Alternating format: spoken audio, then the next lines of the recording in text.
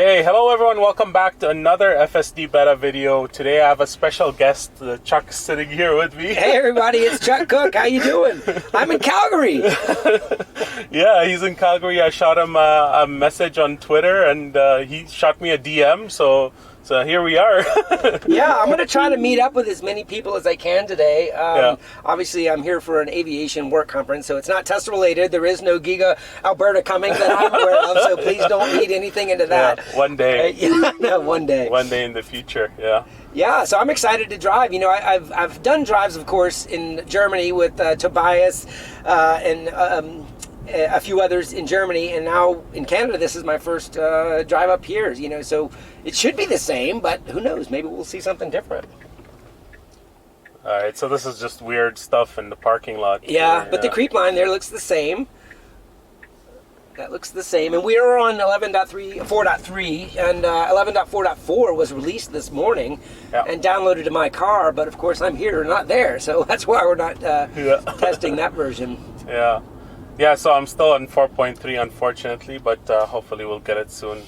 So I just got this on the way coming here. It's just the tire pressure is a little bit low at the back, but it's just because of the temperature being down at 6 here.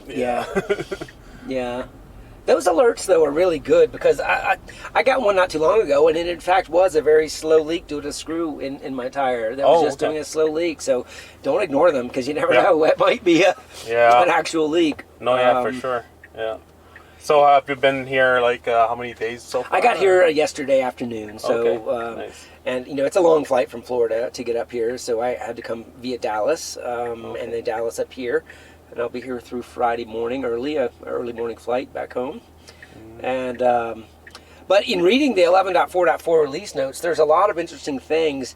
They had a direct note on narrow roads, and I don't know. Do you have the narrow roads scenario up here, like I'm documenting? Like the median, the unmarked narrow, like there's no center line and there's like no shoulder. How it kind of stops as oncoming cars are approaching. I've done a few of those, and it's actually not too bad. So this behavior here, when it switches lanes as you're turning, that's also not preferred, to be honest. Because it went from the inner to the outer lane in the intersection, right? So I've noticed that happening also with 4.3 versus before this I was on 4.2, I think, or 3.6. Right.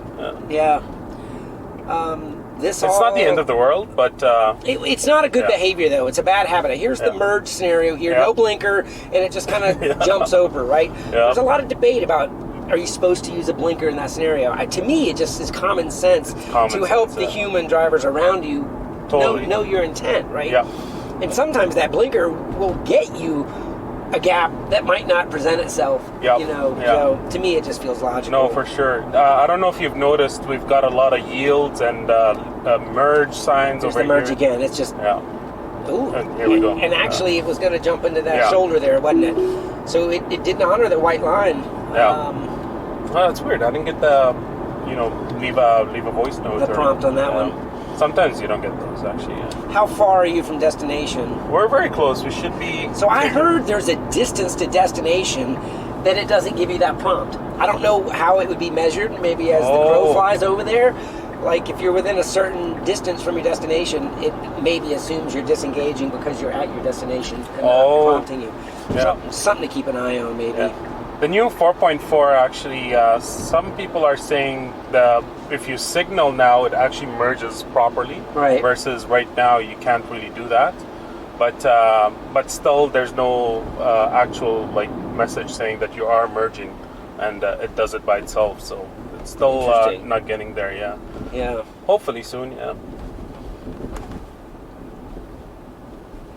This all feels the same. The slowdown is good. It's using 43. When the speed here is, there's a jumped up to 65. So that's anticipating the highway traffic speed here. And then there's a merge here, so we just put it. Okay, so we have a so car. Did you do that blinker? No. It's doing it itself. Oh, because you know what? It's not a merge. It's not a merge in this scenario. Oh yeah, it's getting out of the exit lane. Even though there was the yield sign, but I guess similar.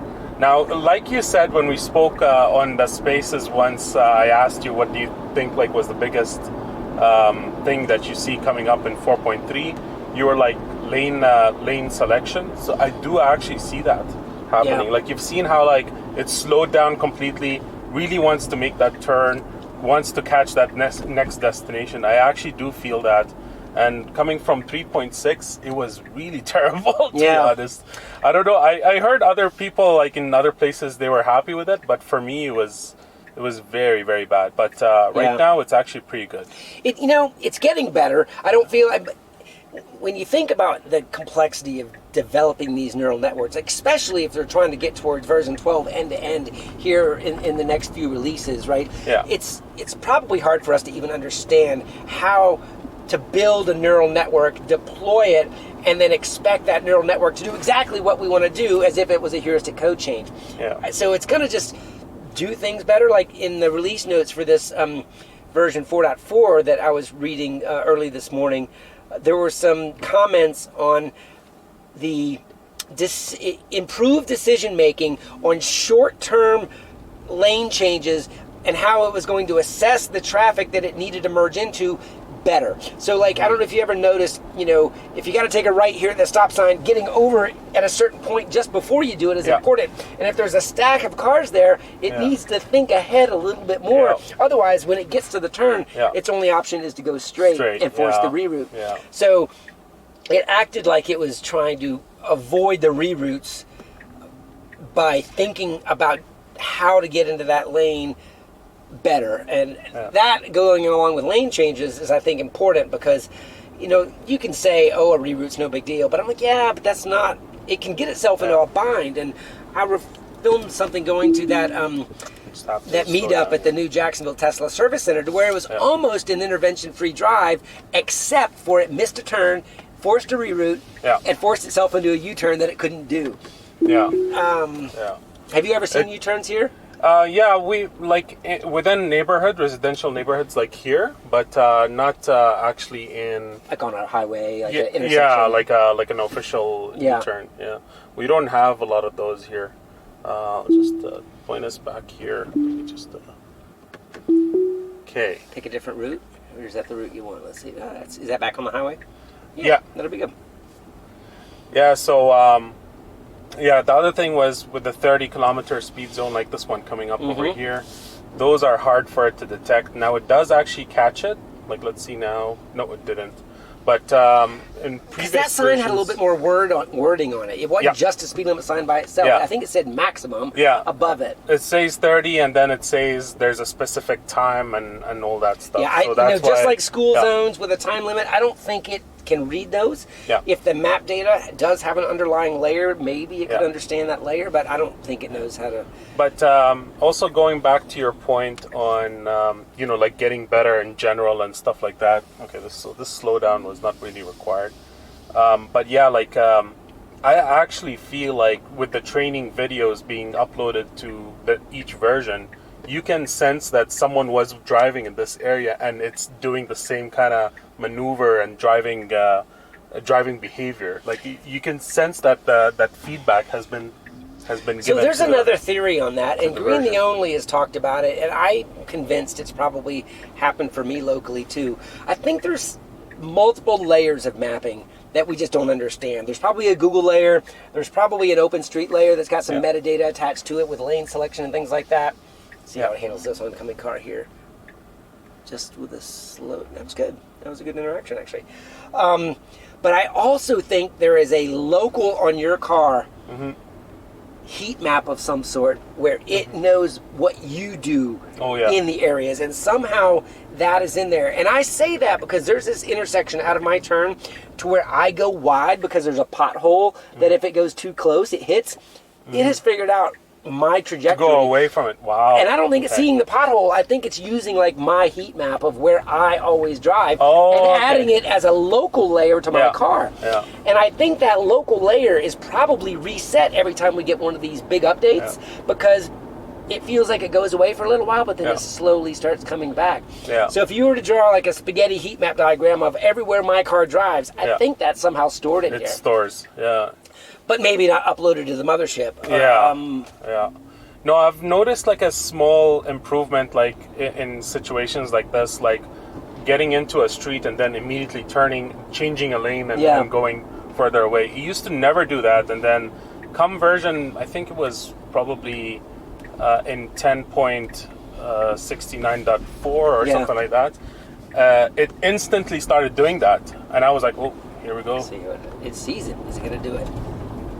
Did it do that? It did that. It did all that, yeah. I didn't. So it did the lane network identification of that wasn't a lane. Yeah. But it sort of figured it out. It wanted to get over here, which is that's what I'm thinking as well. The planner said I got to get right. Yeah. And then it tried to stay right, but it very quickly and smoothly realized it. Yeah.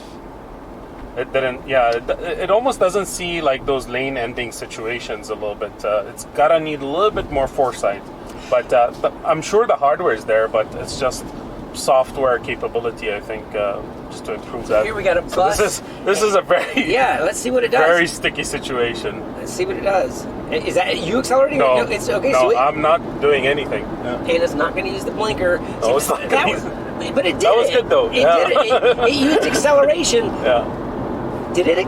Okay, you have an override set. Is that why it has 97? Yeah, okay. It's 8% more than the speed limit. Yeah.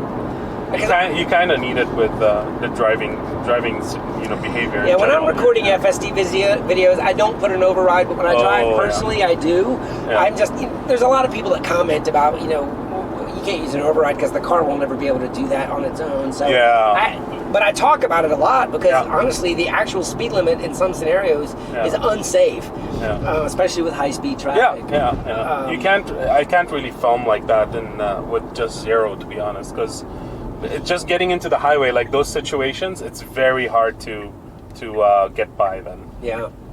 And they're giving us the option, so why not, right? Right. Even though with that, though, when you're on the highway and you need to go through an overtake scenario, that's still a little bit tricky. So these train crossings, just like in Jacksonville, they're not recognized at all. There's they represent the signals as traffic signals. They're not traffic signals. Yeah, they're a little bit tricky. You got to be careful. Like the traffic's flowing by, and you have to disengage earlier on.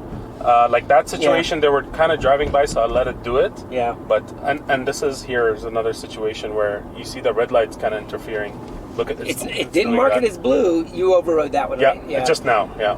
But it was going for a complete stop. Even though it was not identified as blue, which was interesting. Yeah. Interesting. Yeah. And now it wants to go. Yeah, because I think this is our exit for the hotel. So it's slowing down. I really like this aggressive, slow down and try to catch the next right. So this is that release note in 4.4 that I think it was addressing, knowing how it needed to get over so it didn't go straight. And definitely didn't see that before. Yeah, we always just miss the exit or like. Yeah. So I have to say my overall impression is that the signage here, as compared to down in Florida, the United States, is almost the same. Obviously, kilometers per hour versus miles per hour. The railroad crossing signage is similar, but a little bit different. So, like, they did it in the parking lot. To the parking lot. See if it'll get us all the way. We've got a good route, so I think it's going to make it all the way. Yeah. It's interesting how it's putting yellow lines where they don't exist. It's taking them from the parking spots. And it does that when it's winter time as well, and it's snowing, and you don't see it. Yeah. Yeah. It's pretty cool, actually. Yeah, so signage, I think, is something that is completely solvable with good training data. Mm-hmm. Getting over into the right-hand drive countries of Australia and the UK, I think is going to be interesting to see if it truly is a generalized solution that doesn't really care about what side of the road you drive on. Mm-hmm. The unprotected left that I do versus the unprotected right you would have in those right-hand drive countries, I think is interesting. Yeah, I just came back yesterday from doing complex unprotected lefts as well, and it was doing really good. Like it even stopped in the median once and did the whole maneuver just similar to your case. Yeah. It's pretty cool. Well, thank you so much, This Chuck. was awesome. It was awesome I really to meet you. enjoyed the conversation. I hope you enjoyed FSD in Canada. I did. My first time. I hope you meet other folks as well, and they'll take you for a ride. So well, good. And enjoy your time. Appreciate Have some nice Alberta beef over here. That's really good. That's what I'll have tonight, I think. All right. Bye, everybody. Have a great day. Much. Thanks.